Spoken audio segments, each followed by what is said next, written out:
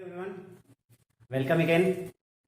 पिछले क्लास में हम लोगों ने फर्स्ट यूनिट को जो है ख़त्म कर दिया था। आज से हम लोग सेकेंड यूनिट शुरू करेंगे। सेकेंड यूनिट में मैं बता दूं पहले ही कि आज की जो क्लास होगी वो सिविल और मैकेनिकल दोनों के लिए होगी। सेकेंड यूनिट, फर्स्ट यूनिट जो थी वो सिविल एंड मैकेनिकल दोनों के लिए सेम था बिल्कुल, लेकिन सेकेंड यूनिट का जो सिलेबस है उसमें shear force SFD and BMD, shear force diagram and bending moment diagram. ठीक है, shear force diagram, bending moment diagram किसको पढ़ना है? मैकेनिकल को पढ़ना है, सिर्फ मैकेनिकल को पढ़ना है, सिविल को ये नहीं पढ़ना है। ठीक है। दूसरी बात, बेंडिंग स्ट्रेस जो है, बेंडिंग स्ट्रेस डिटेल में सिर्फ सिविल को पढ़ना है, मैकेनिकल को नहीं पढ़ना है। ये आरजीपीवी के सिलेबस बता रहा हूं मैं। ठीक है। और वहीं पर शियर स्ट्रेस जो है, शियर स्ट्रेस ये दोनों को पढ़ना है, शियर स्ट्रेस दोनों को पढ़ना है। और बेंडिंग मोमेंट जो आएगा, बेंडिंग मोमेंट अलग अलग थ्योरी से, वो सिविल का यूनिट 3 है, जबकि मैकेनिकल का यूनिट 2 है। मैं बताता जाऊंगा कि दूसरे यूनिट में कौन सिविल का है, कौन मैकेनिकल का है, मैं बताता जाऊंगा। ये मैं ओवरव्यू दे रहा हूँ। ठीक है। तो आज की क्लास जो है बेसिक है, बेंडिंग के लिए बेसिक है। सिविल वालों का जो सेकेंड यूनिट है उसका नाम है बेंडिंग एंड शियर स्ट्रेस। ठीक है। और मैकेनिकल वालों के यूनिट का नाम है बेंडिंग, ओनली बेंडिंग। नाम से समझ में आ रहा है, ओनली बेंडिंग, लेकिन शियर स्ट्रेस भी पढ़ना है उसमें। ठीक है, थोड़ा सा पढ़ना है लेकिन पढ़ना है। एसएफडी बीएमडी सिर्फ मैकेनिकल को पढ़ना है। एसएफडी बीएमडी में डायग्राम सिर्फ मैकेनिकल बनाएगा, सिविल वालों को डायग्राम यहां नहीं बनाना है, फिर कहीं बनाएंगे, लेकिन पढ़ लेंगे तो आपको फायदा होगा। कहां पर? बेंडिंग मोमेंट वगैरह में फायदा आएगा। चलिए देखते हैं। तो आज ये क्लास सिविल मैकेनिकल दोनों के लिए है। चलिए बात करते हैं बेंडिंग की। What do you understand about bending? जब कोई बोलता है, आपसे बोला जाए बेंडिंग, तो दिमाग में क्या आता है? बेंडिंग यानी झुक जाना, सिंपल है, बेंड हो जाना, झुक जाना। तो अगर कोई मटेरियल झुक गया, ये झुक गया, ठीक है, ऐसे था कोई मटेरियल, ऐसे लोड लगा और ऐसे झुक गया, या ऐसे मुड़ गया, या कैसे भी झुक गया बस, तो वो बेंड हो गया। इसका मतलब बेंड हो गया। बिल्कुल सेम टू सेम हम लोग पढ़ने वाले हैं यहां पर बेंडिंग में। ठीक है। तो क्या होता है बेंडिंग? सिंपल है कि कोई एक मटेरियल था और उस पे लोड लगा, यहां से हमने लोड लगाया और वो ऐसे मुड़ गया, बेंट हो गया, ऐसे बेंट हो गया। ठीक है, यही हमारा बेंडिंग कहलाता है। अब बात आता है, एक होते है सिंपल बेंडिंग, एक होता है सिंपल बेंडिंग और एक होता है प्योर बेंडिंग। आरजीपीवी के क्वेश्चन बैंक में जाके अगर आप देखेंगे तो आरजीपीवी में ये सवाल पूछा हुआ है, what is simple bending and what is pure bending, पूछा हुआ है। तो व्हाट इज सिंपल बेंडिंग मैं बता देता हूं कि सिंपल बेंडिंग मतलब जिसमें कि हमने टॉर्क नहीं लगाया हो और वो बेंड हुआ, बिना टॉर्क के इफेक्शन के अगर बेंडिंग आता है विदाउट टॉर्क, तो उसको हम लोग कहते हैं सिंपल बेंडिंग। सिंपली फोर्स लगा और बेंड हो गया। फिर प्योर बेंडिंग क्या है? जहां पर टाउ यानी शियर स्ट्रेस 0 आता है, वहां पर हम लोग कहते हैं प्योर बेंडिंग। तो ऐसा बेंडिंग जो कि टॉर्क यानी टी से, जिसको हम डिनोट करते हैं, टॉर्क से कॉम्पेंड नहीं हो, टॉर्क का कोई इसमें लोचा नहीं हो, तो इसको कहते हैं, बिल्कुल प्योर भाषा में बोले तो इसको कहते हैं सिंपल बेंडिंग। प्योर बेंडिंग फिर किसको बोलेंगे? जहां पर टाउ 0 हो, शियर स्ट्रेस कुछ भी नहीं हो, उसको बोलेंगे प्योर बेंडिंग। ठीक है, प्योर बेंडिंग। ठीक है। अच्छा, अब इसमें आते हैं कुछ terms and conditions. Not condition भी पढ़ेंगे, लेकिन कुछ इससे रिलेटेड कुछ टर्म्स हैं, उसको समझ लेते हैं। प्योर बेंडिंग, सिंपल बेंडिंग समझ गए। जो टर्म समझना है उसको हम लोग एक एक करके समझते हैं। ठीक है, एक एक करके समझते हैं। ये बेंड हुआ, ये छोटे छोटे टर्म्स एग्जामिनेशन में पूछ दिए जाते हैं, फॉर्मूला के तौर पर पूछ दिए जाते हैं, या पूछ दिया जाता है कि ये क्या होता है, डेफिनेशन बताओ, फॉर्मूला बताओ, इस तरह से पूछ दिया जाता है। ठीक है, तो देखिए क्या होता है, जब हम लोग अ,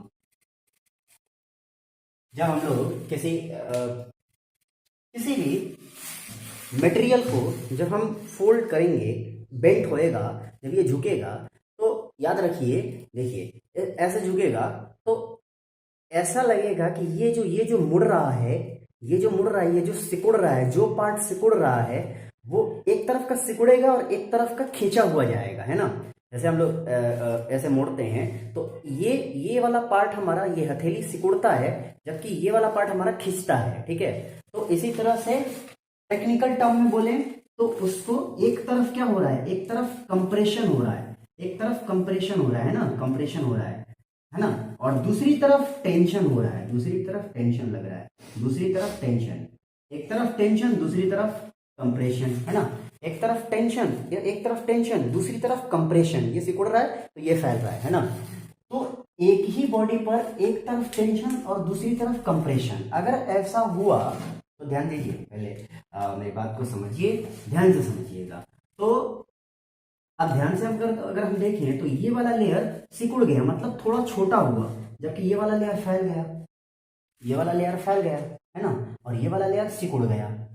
बीच में इसके बीच में यहां पर कहीं पर जाएंगे तो हमको लगेगा ये थोड़ा छोटा हो गया, ये थोड़ा बड़ा हो गया, फिर और ऊपर जाएंगे तो थोड़ा इसके कंपेयर में थोड़ा छोटा, इसके नीचे आएंगे तो इसके कंपेयर में थोड़ा बड़ा, तो इसके बीच में कहीं पर जाएंगे तो एक हमको लेयर मिलेगी जहां जो कि ना छोटा हुआ होगा ना बड़ा हुआ होगा। इमेजिन करने वाली बात है। ठीक है, let me take one pen and show you. इसको देखिए, ये एक पेन है, ये एक पेन है, इसको मोड़ेंगे हम, है ना, इसको मोड़ा मैंने, इसको मोड़ा, ये मुड़ गया।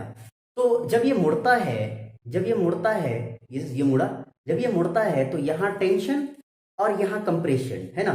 तो इसके इस सरफेस पे जब हम लोग जाते हैं तो एक ऐसा पॉइंट आता है, something about just about middle कह लें इसे, मिडिल पे आता है, जहां पर अगर मैं ऐसे फोर्स लगा रहा हूं तो ये तो कंप्रेशन में है, ये छोटा हो रहा है, ये बड़ा हो रहा है, इसके बीच में यहां पर जाते हैं तो ये वाला लेयर, ये वाला बिल्कुल बीच वाला लेयर की बात कर रहा हूं मैं, वो न तो छोटा होएगा न तो बड़ा होएगा। ठीक है, उसको कोई मतलब नहीं है, बिल्कुल बीच वाले लेयर से, बिल्कुल बीच से जो गुजरता होगा वो न तो छोटा होता होगा न, लेकिन अगर नीचे की तरफ आते हैं तो ये छोटा हो जाएगा और ऊपर की तरफ जाएंगे तो ये बड़ा हो जाएगा, क्योंकि ऐसे हमने फोर्स लगाया है। ठीक है, तो वो जो बीच वाला जो लेयर आता है ना, वो जो बीच वाला लेयर आता है उसको हम लोग कौन सा लेयर कहते हैं, उसको हम लोग कहते हैं न्यूट्रल लेयर। कौन सा लेयर कहते हैं, इस लेयर को हम लोग कहते हैं न्यूट्रल लेयर। न्यूट्रल लेयर, आज हम लोग बेसिक पढ़ रहे हैं, बिल्कुल बेंडिंग के सारे बेसिक कॉन्सेप्ट्स। ठीक है, इस लेयर को हम लोग कहते हैं न्यूट्रल लेयर। वो लेयर जो कि ना तो छोटा होता हो ना तो बड़ा होता हो, उसको फोर्स लगाने पर भी कोई फर्क नहीं पड़ता, उसमें इप्सिलॉन नहीं आता हो। इप्सिलॉन क्या होता है, यानी स्ट्रेन। तो no strain the layer which is not gone to any strain, any type of strain. तो स्ट्रेन अगर जिस लेयर में नहीं आएगा वो लेयर कहलाएगा न्यूट्रल लेयर। अच्छा, अगर हम लोग किसी भी एक सरफेस पे देखें, इस सरफेस पे देख लें या इधर बीच में कहीं भी एक सरफेस काट लें, इधर देख लें, कहीं भी देख लें, तो एक सरफेस आएगा हमारे पास, एक सरफेस आएगा, एक सरफेस देख लेंगे और इससे यहां से और यहां से गुजरता हुआ एक लाइन खींचेंगे जब, तो एक एक्सिस आएगी, एक एक्सिस आएगी, वही एक्सिस हमारा कहलाता है न्यूट्रल एक्सिस। तो ये डेफिनेशन पूछा हुआ है कि न्यूट्रल एक्सिस क्या होती है, तो क्या डेफिनेशन क्या देना है, न्यूट्रल लेयर और क्रॉस सेक्शन से गुजरता हुआ जो एक्सिस होता है, ये न्यूट्रल लेयर था ये वाला, और क्रॉस सेक्शन था ये, इससे गुजरता हुआ जो एक्सिस होता है वही कहलाता है कौन सा, न्यूट्रल एक्सिस। ये डेफिनेशन पूछा हुआ है। ठीक है, न्यूट्रल लेयर क्या होता है डेफिनेशन पूछ देता है, न्यूट्रल एक्सिस क्या होता है। अच्छा, उसके बाद अगर हम लोग इसको बनाएं, ऐसे ही बना हुआ है ना, ऐसे बना हुआ है, ऐसे बना हुआ है, ऐसे बना हुआ है। अब ध्यान से देखिए, ये क्या एक आर्क लग रहा है, बिल्कुल एक आर्क लग रहा होगा, तो इसका कहीं ना कहीं पर यहाँ पर किसी न किसी ये सर्कल का ही पार्ट होगा ना, ये ऐसे करके किसी न किसी सर्कल का पार्ट होगा, ठीक है ना, ऐसे करके किसी न किसी सर्कल का पार्ट होगा, तो इसका सेंटर होगा कहीं ना कहीं पर, सेंटर होगा, है ना, सेंटर होगा। तो उस सेंटर से इसके बीच की जो दूरी होती है ये सेंटर हो गया, इसे कहते हैं सेंटर ऑफ कर्वेचर, और इस आर को बोलेंगे radius of curvature. R, R यानी रेडियस ऑफ कर्वेचर, डेफिनेशन में आ सकता है रेडियस ऑफ कर्वेचर क्या होता है, तो ये होता है रेडियस ऑफ कर्वेचर। जब ये बेंड होता है तो जो कंप्रेशन वाला पार्ट है उसके उस कंप्रेशन वाले पार्ट से ये सेंटर तक के बीच की दूरी को कहते हैं रेडियस ऑफ कर्वेचर। चलिए अब आते हैं, अच्छा न्यूट्रल, इधर देखिए ये न्यूट्रल, यही था ना न्यूट्रल वाला, ये वाला पार्ट न्यूट्रल लेयर, ये न्यूट्रल लेयर पार्ट हो गया, और यहां से यहां तक के बीच की दूरी को हम लोग y से डिनोट करते हैं, यहां से लेके यहां तक के बीच की दूरी को y से डिनोट करते हैं। न्यूट्रल एक्सिस और upper part of compressive part का जो अपर लेयर है उससे न्यूट्रल लेयर, और अपर पार्ट का जो कंप्रेसिव लेयर का जो अपर पार्ट है उसको y से डिनोट करते हैं, ठीक है।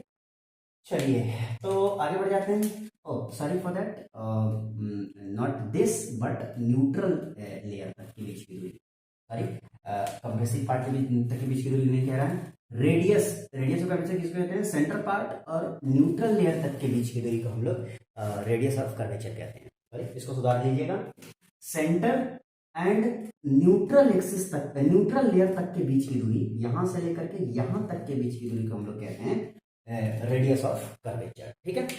और क्या है, तो ये पॉइंट समझ में आ गया होगा मेरे ख्याल से, दो तीन और पॉइंट्स हैं, modular ratio, moment of resistance, ये सब। तो देखिए देखिए इधर देखिए, जब ये ऐसे होता होगा तो दो बात है, एक तो इसमें बेंडिंग स्ट्रेस भी जनरेट होता होगा, सब पूछा हुआ है, what is bending stress, what is moment of resistance, what is moment of resistance, moment of resistance क्या होता है ना, बेंडिंग स्ट्रेस क्या होता है, ये सब पूछा हुआ है। तो बेंडिंग स्ट्रेस क्या होता है और मोमेंट ऑफ रेजिस्टेंस क्या होता है ये समझ लेते हैं अभी, उसके बाद एक दो और टर्म है वो भी समझेंगे।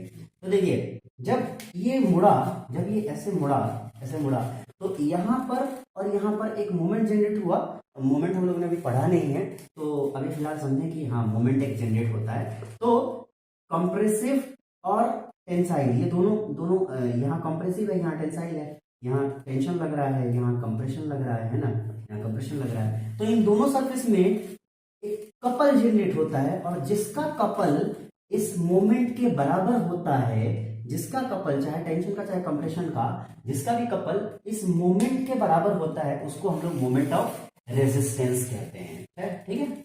अच्छा बेंडिंग स्ट्रेस, हम लोग स्ट्रेस पढ़ चुके हैं, ठीक है। स्ट्रेस क्या होता है, स्ट्रेस होता है internal resistance force upon per unit cross sectional area, है ना, ऑफ दिस पार्टिकुलर डायरेक्शन। तो इसको हम लोग कैसे लिखेंगे, बेंडिंग स्ट्रेस क्या होता है, जब बेंडिंग मोमेंट लग रहा है उस वक्त बॉडी क्या चाह रही होगी, ये देखते हैं। तो देखिए जब मैंने इसमें बेंडिंग लगाया, ये बेंडिंग लगाया, ठीक है, तो बॉडी क्या चाह रही होगी, बॉडी चाह रही होगी सीधा होना। अगर बॉडी सीधा होना नहीं चाहती तो क्या होता, अगर बॉडी सीधा होना नहीं चाहती तो ये पेन टेढ़ा का टेढ़ा रह जाता, ठीक है।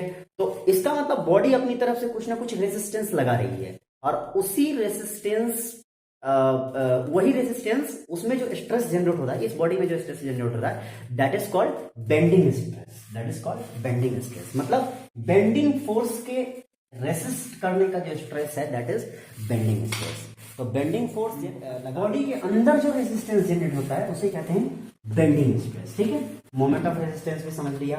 अब और कुछ टर्म बचा हुआ है, हाँ दो टर्म और बचा हुआ है, एक है मॉड्यूलर रेशियो जिसे कहते हैं, वो भी समझ लेते हैं, और फिर फॉर्मूला देखते हैं, और फॉर्मूला को हम अगली क्लास में डिराइव भी करेंगे, ठीक है। एक फॉर्मूला है, बहुत इंपॉर्टेंट फॉर्मूला है, उस पर न्यूमेरिकल आएगा और उसको हम अगली क्लास में डिराइव भी करेंगे। पहले यहाँ देखते हैं मॉड्यूलर रेशियो क्या होता है और सेक्शन ऑफ मॉडुलस वो क्या होता है, ये सेक्शन मॉडुलस क्या होता है और मॉड्यूलर रेशियो क्या होता है। चलिए देखते हैं सेक्शन मॉडुलस क्या होता है, मॉडुलस रेशियो क्या होता है। फॉर्मूला देखिए क्या होता है, फॉर्मूला में समझ लेते हैं।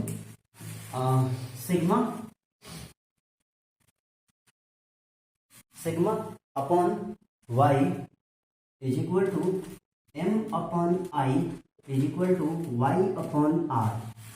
What is this? अभी मैंने चीजें समझाई, अब ये फॉर्मूला समझ में आएगा। ये है अपना, ये है अपना, ऐसे था, है ना, ऐसे था, और ये था अपना, ये हमारी बॉडी थी, है ना। तो हम आर किसको कहते थे? आर कहते थे यहां से लेकर के यहां तक के बीच की दूरी को आर। इसको कहते थे वाई, ठीक है, यही वो आर है, रेडियस ऑफ कर्वेचर कहते हैं। ये वाई यहां से लेकर यहां तक के बीच की दूरी है ना। उसके बाद एम बेंडिंग मोमेंट, अभी बताया था मोमेंट, और sigma bending stress, stress sigma, y ये यहां से लेकर यहां तक बीच की दूरी। और तो ये फॉर्मूला है हमारा sigma upon Y, sorry E upon R, not Y, sorry sorry for that, E यानी मॉडुलस ऑफ इलास्टिसिटी, सॉरी। तो देखिए सिग्मा क्या है, सिग्मा स्ट्रेस, वाई सिग्मा, मैं लिख देता हूं सिग्मा, यही वही स्ट्रेस जो जनरेट हो रहा है ना, बेंडिंग स्ट्रेस आएगा इसमें। वाई ये वाली दूरी, न्यूट्रल एक्सिस से, न्यूट्रल लेयर से लेकर के अपर पार्ट तक के बीच की दूरी, है ना। I moment of inertia, M moment, bending moment generate होगा यहाँ, E modulus of elasticity, material की अपनी मॉडुलस ऑफ इलास्टिसिटी होगी ना, और मॉडुलस ऑफ इलास्टिसिटी हम लोग पढ़ लिए हैं, है ना, फर्स्ट यूनिट में हुक्स लॉ में, याद कीजिए। और R for what? R for यहां से लेकर यहां तक के बीच की दूरी, रेडियस ऑफ कर्वेचर, अभी पढ़ा था ना रेडियस ऑफ कर्वेचर, तो radius of curvature, radius of curvature, ठीक है। इतनी बातें समझ में आ गई होंगी, ठीक है। तो अब दो चीजें और हैं जो हम समझ लेते हैं। एक है मॉड्यूलर रेशियो क्या होता है, मॉड्यूलर रेशियो। मॉड्यूलर रेशियो क्या होता है? देखिए अगर बॉडी यूनिफॉर्म नहीं है, मान लीजिए बॉडी यूनिफॉर्म नहीं हो सकती है, किसी दो मटेरियल की बनी हुई हो सकती है। यूनिफॉर्म सिमेट्रिक, यूनिफॉर्म कब होती है? जब एक ही मटेरियल की बनी होती है तो थ्रू आउट उसका जो प्रॉपर्टी है वो सेम होता है, तो यूनिफॉर्म होती है। नॉन यूनिफॉर्म में मान लीजिए दो मटेरियल से मिलकर के बनी हुई है, तो उसकी प्रॉपर्टीज बीच बीच में डिफर करती जाएंगी। तो अगर बीच बीच में डिफर करती हुई जा रही है तो M is equal to what? m is equal to e of that e of, not epsilon of, e of that one material upon e of that two material। इन दोनों का जो रेशियो होएगा ना वही हो जाएगा हमारा modular ratio. And section modulus is the last term which we have to be understand, section modulus. तो देखिए सेक्शन मॉडुलस क्या होता है, सेक्शन मॉडुलस क्या होता है, हमें देखिए अगर आप इसको ऑब्जर्व करेंगे तो यहाँ देखिए sigma upon y is equal to M upon I होता है। वाई को इधर भेजेंगे तो सिग्मा इज इक्वल टू क्या हो जाएगा, M upon I into y. Sigma maximum कब होगा, एम अपॉन आई, ये तो ये वाई जब सिग्मा मैक्सिमम कब होगा, सिग्मा न्यूट्रल एक्सिस पे मैक्सिमम होगा, न्यूट्रल लेयर पे होगा, यहाँ होगा, यहाँ होगा, यहाँ होगा, यहाँ होगा, कहाँ होगा? जब y मैक्सिमम पे जाएगा तभी सिग्मा मैक्सिमम पर आएगा। और इस वक्त अगर हम देखेंगे तो m is equal to what, sigma max into I divided by y max. This ratio of i upon y max is equal to, this is called z, this ratio is called z। The ratio of moment of inertia upon y max is called z. And the last thing which is which we have to be very careful, जो question में पूछता भी है कि क्या क्या assumptions हो सकते हैं या होते हैं कभी भी जब हम लोग एनालिसिस करने जाएंगे। ये एनालिसिस करने के लिए कुछ ना कुछ एजम्पशन तो होएगा ना, तो क्या क्या एजम्पशंस हो सकते हैं, ये इंपॉर्टेंट चीज है एजम्पशंस, और एग्जामिनेशन में पूछा हुआ है, आरजीपीवी में पूछा हुआ है, तो वो हम पढ़ लेते हैं और आज की क्लास हमारी हो जाएगी खत्म। एजम्पशन कल हम लोग इसको प्रूफ करने वाले हैं, this will be proof, this will be find out और प्रूफ जो भी कह रहे हैं। तो कल हम इसको प्रूफ करेंगे और इस पर न्यूमेरिकल बनाएंगे और ये वाला टॉपिक समाप्त हो जाएगा। अगले टॉपिक में चलेंगे एजम्पशंस। तो एजम्पशंस में क्या है, सबसे पहले इसको होमोजीनियस हम लोग मान के चलते हैं, ठीक है। जब भी हम करते हैं, जब भी हम एनालिसिस करते हैं ना, किसी भी तरह की एनालिसिस जब करते हैं तो कुछ ना कुछ हमको एजम्पशंस करने पड़ते हैं, ठीक है ना। तो सबसे पहला एजम्पशन यहाँ पर यह कि होमोजीनियस होना चाहिए, थ्रू आउट होमोजीनियस होना चाहिए। दूसरा क्या है, ये जो है हुक्स लॉ को फॉलो करना चाहिए। हुक्स लॉ क्या होता है, sigma is directly proportional to epsilon, कहां तक, अप टू इलास्टिक लिमिट तक, हुक्स के हिसाब से इलास्टिक लिमिट तक। जबकि क्या कहते हैं, मैंने बताया था कि रियलिटी में कहां तक होता है वो आप कमेंट करके बताएंगे, और हुक्स लॉ के हिसाब से मैंने बता दिया इलास्टिक लिमिट तक होता है। ओके, आगे बढ़ते हैं। यंग्स मॉडुलस जो हम जिसे हम ई से डिनोट करते हैं, यंग्स मॉडुलस, ये थ्रू आउट सेम होना चाहिए, वैरी नहीं करना चाहिए, वरना ये हम निकाल नहीं पाएंगे। सेम होना चाहिए, थ्रू आउट सेम होना चाहिए। आगे बढ़ते हैं। ऐसे 3-4 एजम्पशंस हम लोग मान के चलते हैं और इस तरह से इसी तरह से क्या कहते हैं कि वरना हम अगर नहीं मानेंगे तो यहाँ कुछ और वेरी करेगा, यहाँ कुछ और वेरी करेगा, कुछ और वेरी करेगा, तो वो निकालना मुश्किल हो जाता है, ठीक है। और आगे बढ़ते हैं तो देखते हैं जो लोड अप्लाई हो रहा है वो लोड जो अप्लाई हम करते हैं वो बेंडिंग मानते हैं। कौन सा, बेंडिंग।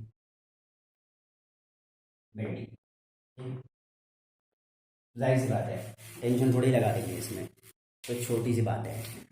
ओके, और कुछ हो सकता है, और क्या हो सकता है, इक्विलिब्रियम, प्लेन जो है इक्विलिब्रियम में होना चाहिए, इस तरह से 4-5 चीजें हम लोग मान करके पहले ही चलते हैं, ताकि हम जब इसको जब हम प्रूफ करने जाएं तो पहले से हम मान के बैठे हुए हैं कि होमोजीनियस है, हुक्स लॉ को फॉलो कर रहा है, तो सही मारा है। और उसके बाद ये प्लेन जो है ई सेम है, तो इसीलिए हमको ई वेरी करने की जरूरत नहीं है। और क्या कहते हैं उसको, कि प्लेन जो लोड अप्लाई हो रहा है बेंडिंग हो रहा है, तो बेंडिंग वाले प्लेन में ही होएगा अप्लाई। उसके बाद प्लेन इक्विलिब्रियम कंडीशन में है, तो कुछ करने की हमको जरूरत नहीं है, बस उठा करके हमको फॉर्मूला फाइंड आउट करने की जरूरत है, दैट्स ऑल, ठीक है। तो ये था हमारा छोटा बेसिक बेंडिंग यूनिट नंबर 2 का बेसिक है ये, ठीक है। इतने समझ में आ गया तो आगे के क्लासेस आसान हो जाएंगी, है ना। तो इसलिए किसी भी यूनिट को पढ़ने से पहले उसका बेसिक कॉन्सेप्ट बनाना बहुत ज़रूरी होता है, वरना आगे की चीज़ें और ज़्यादा मुश्किल होती जाती हैं। तो चलिए अगली क्लास में ये वाला बड़ा आसान फॉर्मूला है, प्रूफ करेंगे हम लोग, क्योंकि मैंने बताया ना, पहले ही बता दिया था कि अगर आपने स्ट्रेस पढ़ लिया है तो सारी चीज़ें सेम हो जाएंगी, आसान हो जाएंगी, ठीक है। और स्ट्रेस बहुत अच्छे से हमने पढ़ा है, ठीक है। पेट को क्या जानकारी आपकी स्क्रीन पर। कल हम लोग पढ़ेंगे इसका proof, sigma upon y is equal to m upon i is equal to e upon r। तो मिलते हैं कल की क्लास में। Thank you.